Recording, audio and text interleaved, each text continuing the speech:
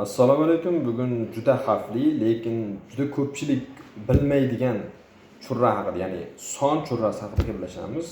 Bu churra ichakning son tomirlari o'tadigan tor kanal orqali pastga chiqib ketishi natijasida yuzaga keladigan kasallik, grija hisoblanadi. Eng qiziq tomoni, bu churra ayollarga nisbatan ayollarda erkaklarga nisbatan 3-5 barobar ko'proq uchraydi. Sababiki ayollarda tos kengroq tuzilishga ega bo'ladi. Anatomiya shunaqa.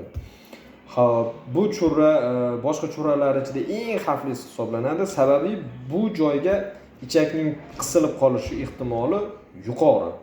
Va bu eng xavfli turi bo'lishiga asosiy sabab. Son yuqori ichki qismida qattiq bo'rtma, yurishda og'riq, ba'zida ko'ngillanishi bilan birgalikda kechadi.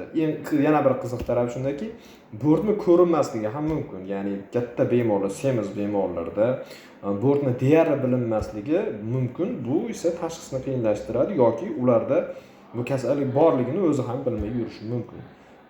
Agar buni o'z vaqtida tekshirib, diagnoz qo'yilmasa, bu ichak siqilib qolishiga va u ichakning qon o'tmay chirib qolishiga olib kelishi mumkin.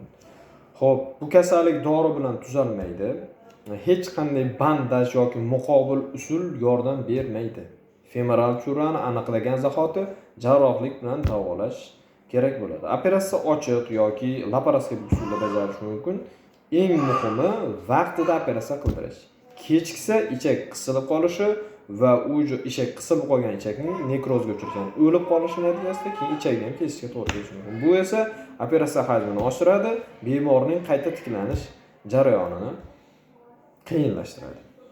Ismim Shukurjon, xirurgman. Har kun biror kasallik haqida ozgina ma'lumot berib borishga harakat qilaman. Rahmat.